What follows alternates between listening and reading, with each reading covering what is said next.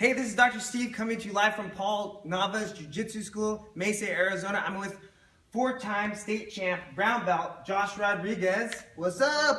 Okay, he's one of our sponsored athletes, and what we're gonna talk about today is resistance. And why is that important? Well, Josh, have you ever had a flat tire? Yeah, of course. Right? You're driving on the road. Imagine this, you're driving on the road, you get a flat tire, you're on the freeway or something.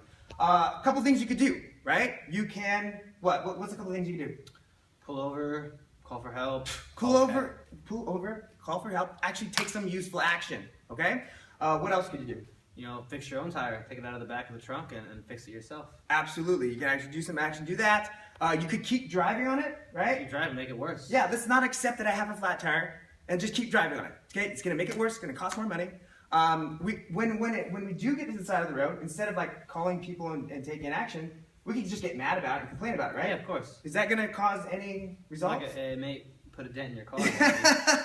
Right? Absolutely. Okay, so we're gonna use some examples in jiu-jitsu, how jiu-jitsu applies to real life and how real life actually applies to jiu-jitsu. We're talking about resistance, and we're talking about complaining, and we're gonna show and give live examples of how it's a waste of energy. And we're gonna show how if you can accept what's happening at the time, you can apply that energy to an escape, change of position, and you can start to gain the mechanical advantage, just like what happens when you pull over the side of the road and you make some calls or you start changing the tire. Okay, Josh, you ready? Yep. Let's do this.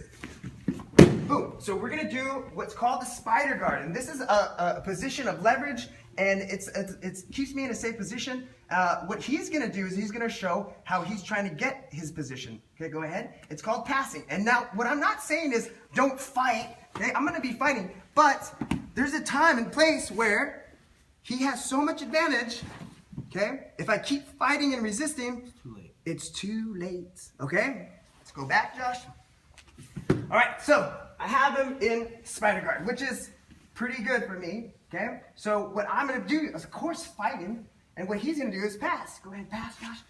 I have to accept the fact that he's already passing. I have to start planning my next attack. So if I accept that he's passing, I can do something about it. So I'm gonna sit up and then try to take the advantage, okay? Josh, does that make sense? Anything you wanted to add? No, it makes sense. I think when you get in your guard pass, just like in life, when something bad's happening, there's a point where you have to realize things aren't going to get better unless I do something about it. So Absolutely. when you get in your guard pass, if you try to stick with it, you have to adapt and you have to assess the situation. Absolutely. Because anything other than that, sitting and complaining about it, is not going to help the situation. You can actually use the energy and change things. Okay, Josh? Hey, bud, thanks a lot. I appreciate you. Thank you. Awesome. All right, this is Dr. Steve coming to you live from Paul Nava's. I'll see you soon.